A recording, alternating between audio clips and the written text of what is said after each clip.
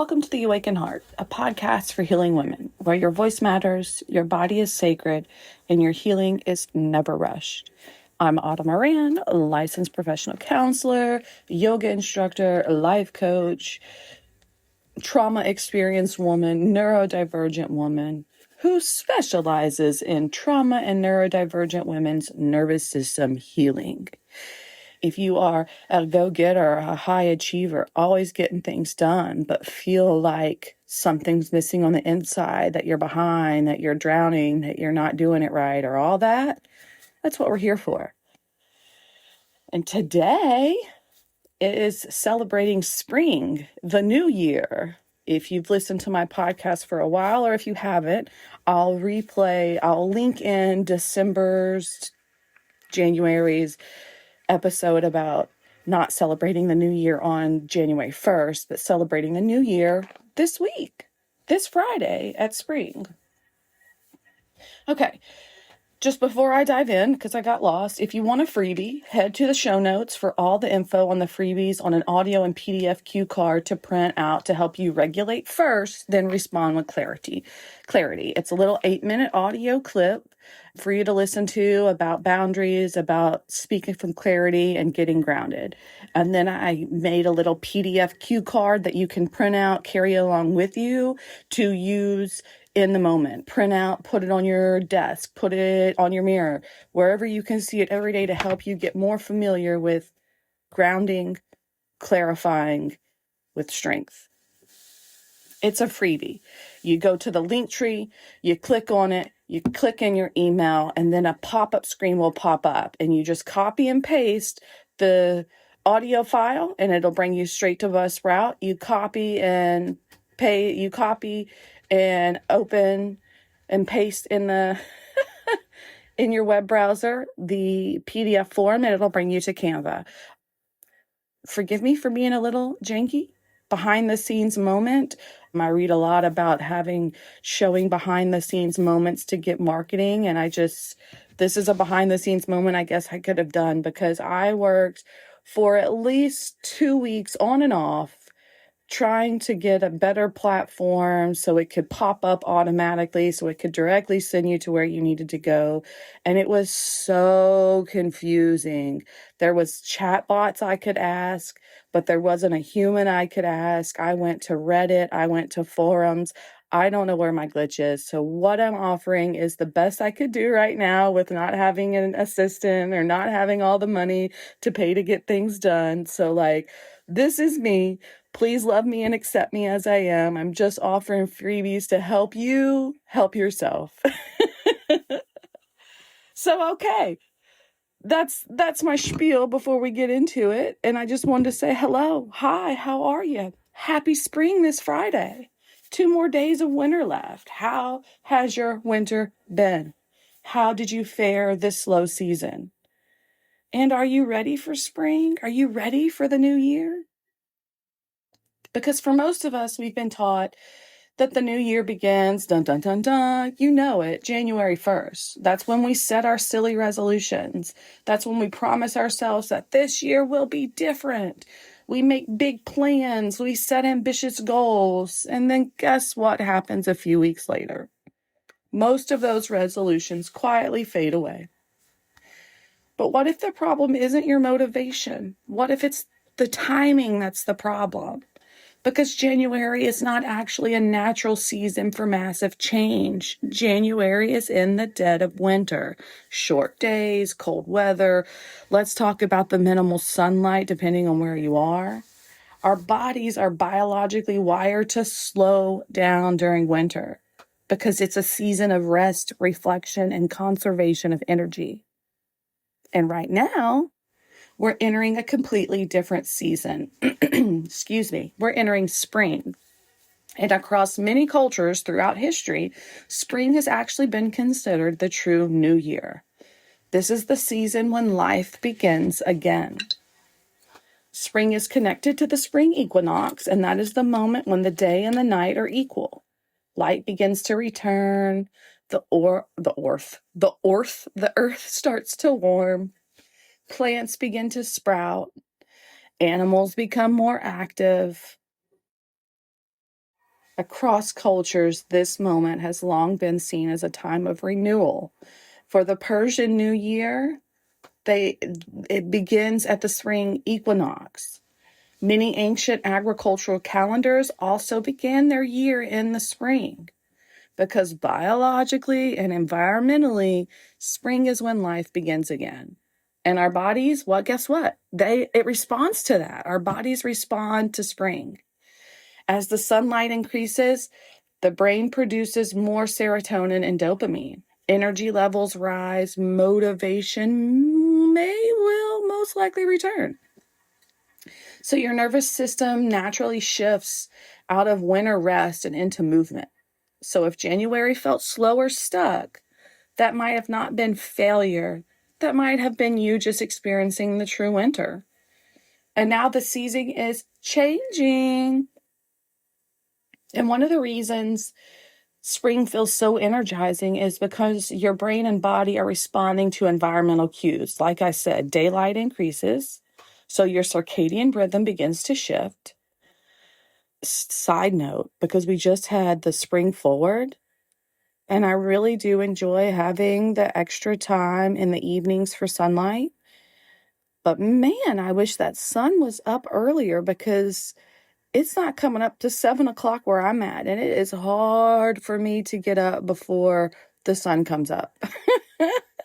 So if I have an early day, oof, like this morning, behind the scenes, some transparency here. I had the goal to wake up at 6, do some yoga, get all the pets taken care of, record the podcast, read some books, pull some cards. It's now 7:38 and I'm just starting the podcast. Haven't gotten to breakfast, didn't do any yoga. I slept in. The alarm went off and I was like, okay, I'll lay here for a few minutes and breathe. And then it turned into an hour and 15 minutes. So still adjusting to to this time change, which is also relevant, human, something that we go through, which is silly. Get rid of time change, get it out, go away. Okay, going back. So your energy is naturally increasing. You may notice that you want to move more, maybe clean your space, start a project, maybe be outside more. None of this is random. It's your nervous system responding to the change in the light and the environment. For most of human history, our lives were deeply connected to the seasons. Winter was a time of rest and conservation. Summer was a time of growth and action. Autumn was a time of harvest and reflection. And spring is a time of planting and preparation. So your body still remembers. So instead of forcing yourself into productivity cycles that don't match your biology, aka New Year's resolutions, you can work with the seasons instead of against it, right? Many New Year's resolutions fail because they rely on something our nervous system doesn't respond well to. Pressure, shame, all or nothing thinking. We often approach January with this mindset. Everything about me needs to change, and that creates stress. But spring energy feels different. Spring doesn't demand transformation overnight. Spring invites growth, and growth happens gradually. A plant doesn't sprout and bloom in one day. It starts with a seed. One of the biggest problems with traditional goal setting is that it assumes motivation should be constant all year. But human energy is not constant. Our energy moves in cycles. Your nervous system moves through cycles of activation and rest. Hormones move through cycles. The seasons move through cycles. So you see what I'm saying here? Everything's cyclical.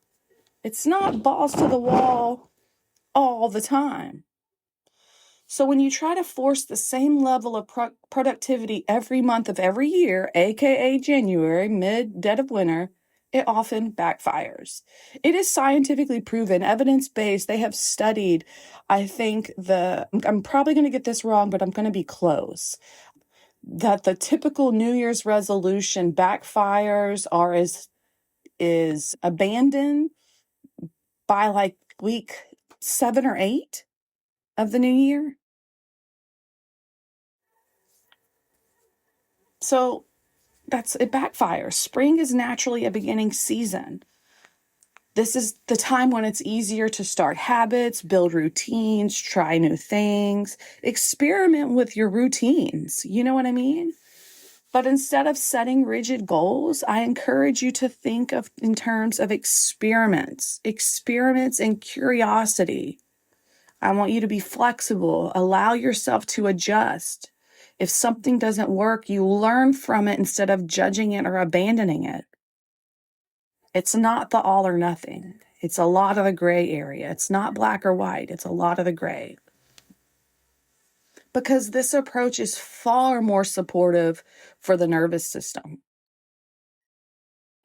So like when I say an experiment, so for an example, say you want to walk a 5K, right? Walk. Notice I said walk, not run, not sprint, not race.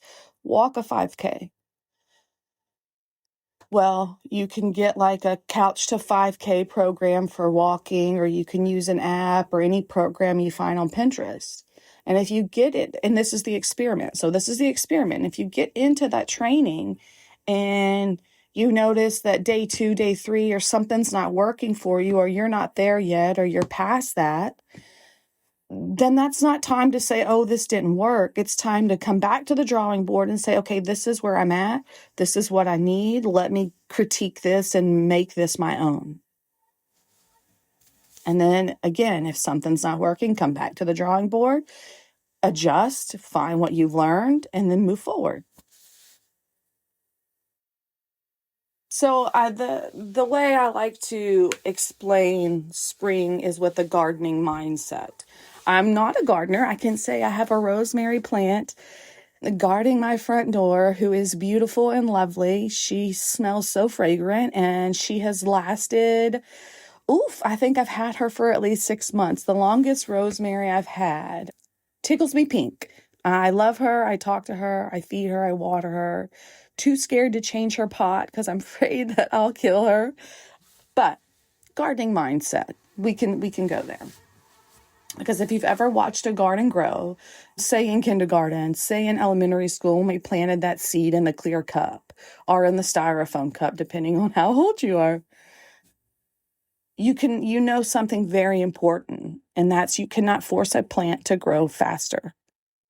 You can give it music, you can give it proper water, proper lighting, a proper environment, and it will nourish its growth, but it will not make it grow faster. You can only create the conditions for growth. Like I said, soil, sunlight, water, time. Personal growth works the same way. Instead of asking, what do I need to fix about myself this year? Spring invites a different question. What do I need to grow this season? Maybe it's stronger boundaries. Maybe it's more peace in your nervous system, focusing on regulating your nervous system. Somatic movement here. Maybe it's going deeper in your relationships. Possibly you want to be more creative this season.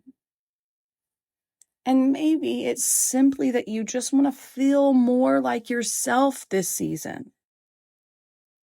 More in tune with you, more at peace in your internal world, in your heart and in your mind and in your gut. These are the seeds, and these seeds grow slowly.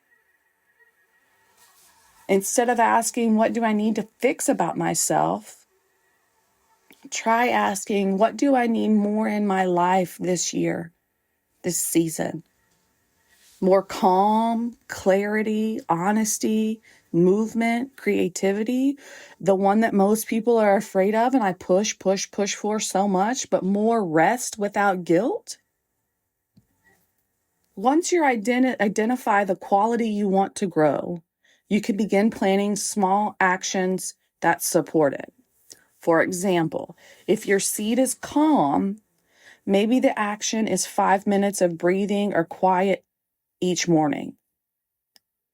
If the seed is connection, maybe the action is reaching out to one friend each week, or going to one networking thing twice a month, or going to a coffee meetup, or a women's group, potluck, something that you find that is connection.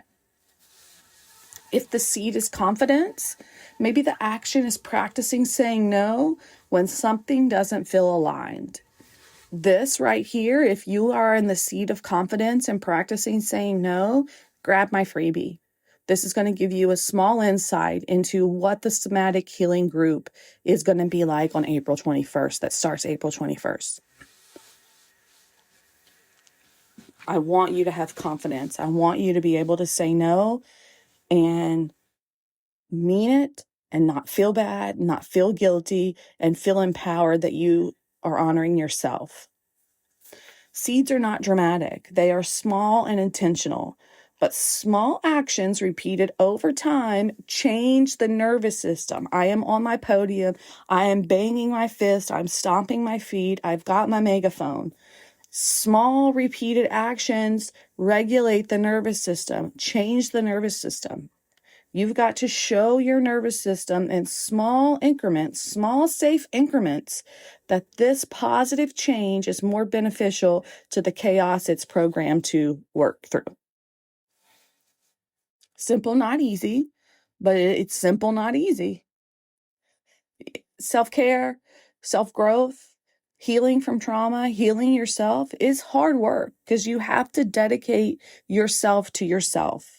You have to put yourself first or first-ish, depending on what kind of caregiving situation you have. So, okay, 4 ways to harness spring energy. First, choose seeds instead of resolutions. Instead of setting harsh resolutions, choose a few seeds. I want you to ask yourself, what quality of life do I want to grow this season, this year? Do you want calm, clarity, strength, connection, confidence?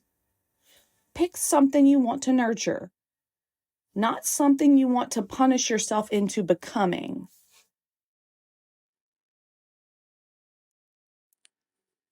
Second way, start small. Start small.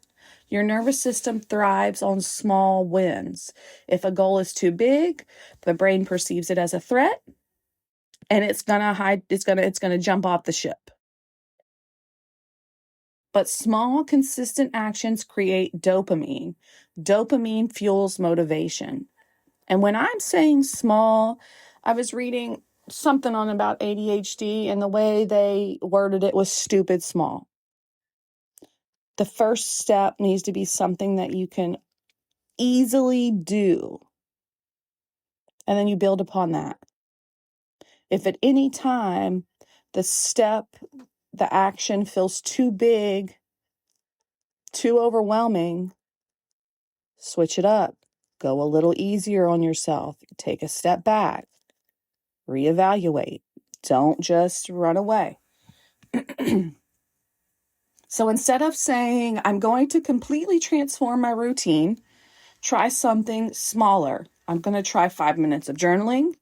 I'm going to do 10 minutes of body movement a day.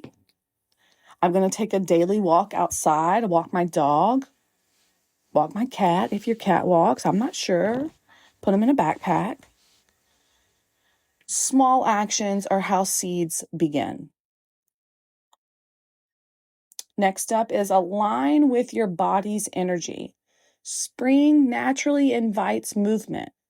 You may notice yourself wanting to open windows, clean spaces, go outside, move your body a little more. Follow that energy. Your nervous system is already shifting toward activity. Let the season support you.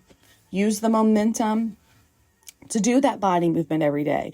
Use that momentum to get some sunshine. Even if you're sitting there in the sun or just walking, whatever, get in the sun. Align with your body's energy. Use what you have. Know what parts in the day give you the most energy, or you have the most energy, so that you can utilize that, so that you can essentially take advantage of that.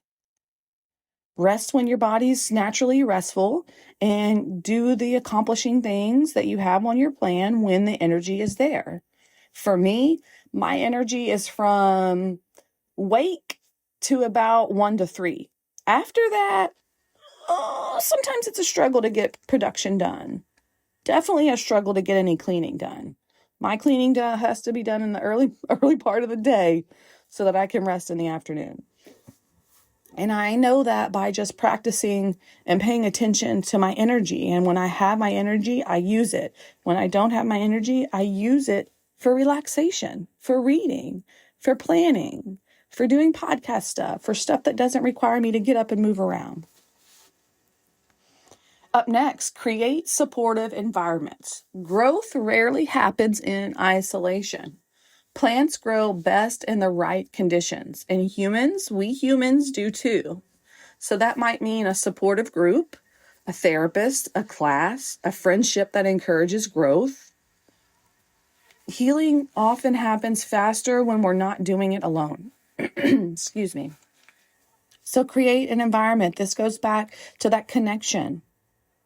Accountability buddy, someone going along with you, someone that's just supportive and safe, that's not going to judge you if you change course or when you change course, right? I don't know if I said support groups, so I'd say support groups. I'd say meetup.com, find a group of people that are like-minded doing something fun and go on the adventure with them. Here in my area, lots of women get together and have coffee meetups, women empowering meetups where they have coffee or dinner. There are things out in the community, and if it's not there, maybe it's yours to create. Let's take a moment to do a little bit of somatic work, right? Let's get into the body. If you're able, take a slow breath, just a nice inhale, nice exhale, not changing it. Just taking a breath. Notice your shoulders. Where are they at? Are they up high or could they relax? Notice your jaws. Are your teeth clenched together? Is your tongue pressing up on the roof of your mouth or the back of your top of your teeth? Notice the pace of your breath. Are you holding your breath? Is it free flowing? All right. Now relax the shoulders. Relax the jaws. Take a breath.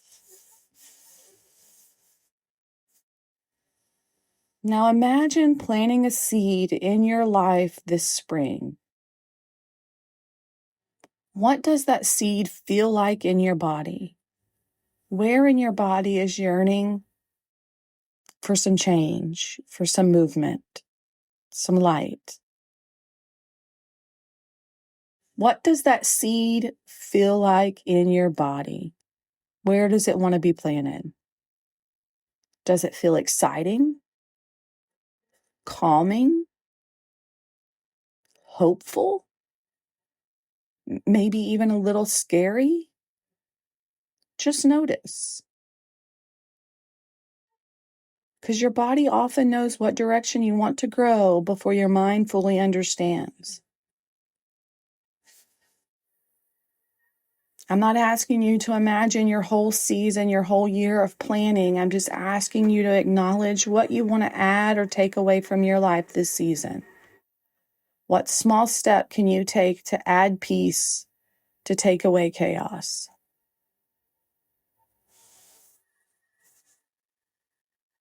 Healing the nervous system is a lot like planting seeds.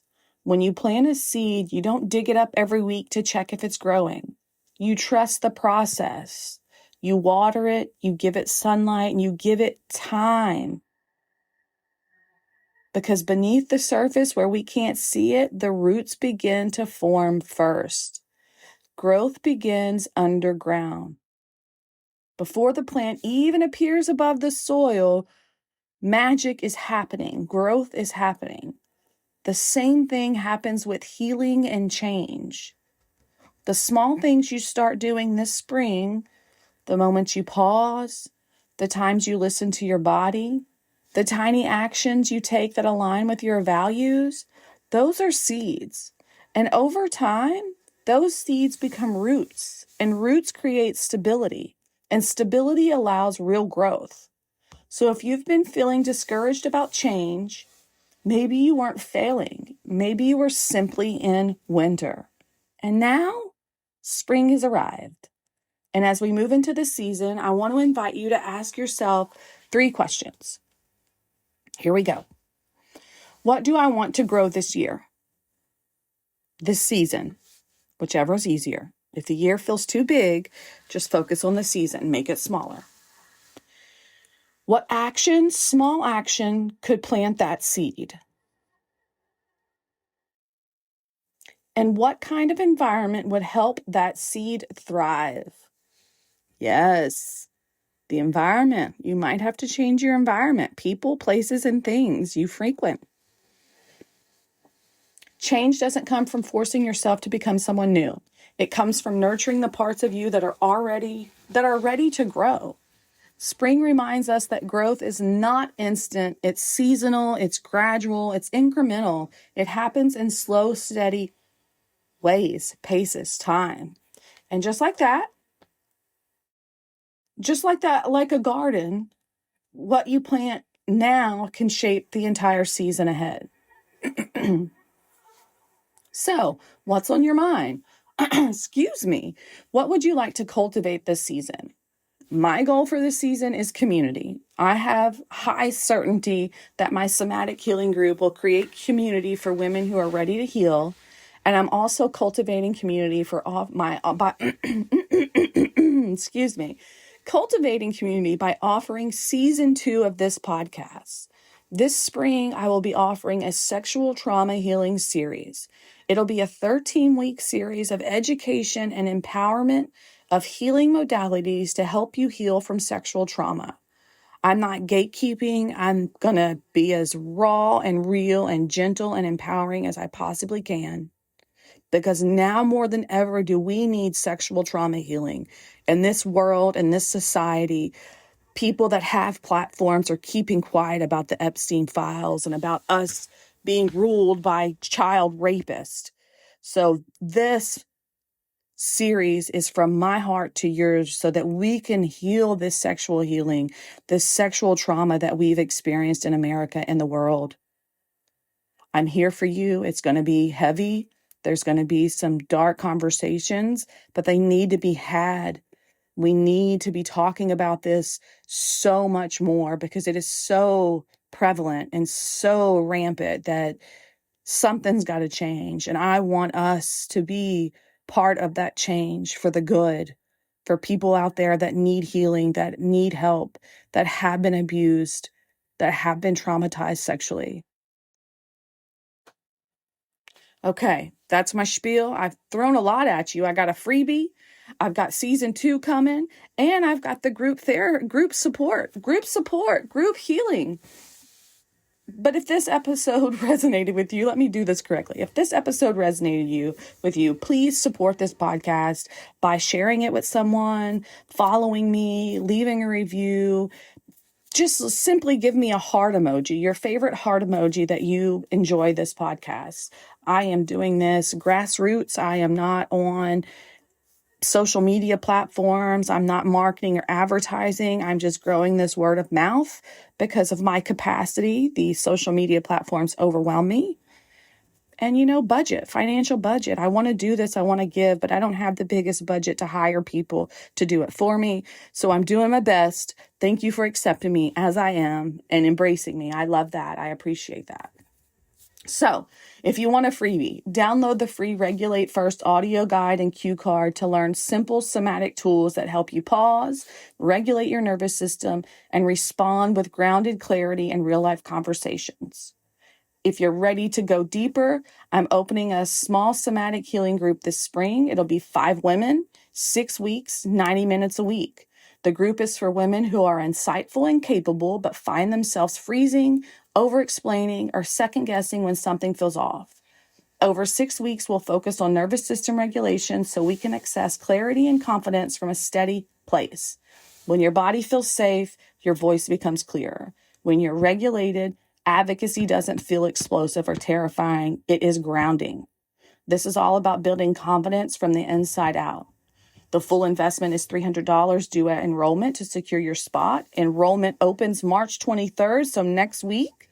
You can join the waitlist now through the link at the show notes because spots are limited to 5 women. It will fill up fast. If you prefer individual work, you can also book a free 15-minute consultation at the same link. Everything you need is in the show notes. Until next time, my dears, I want you to know that you are never too much, never too late, and you don't have to figure it out all alone. I'm right here every Wednesday, sometimes Fridays. May you be happy and free. May our healing ripple outward to bless the world with happiness and freedom. Take care of you. I'll see you soon.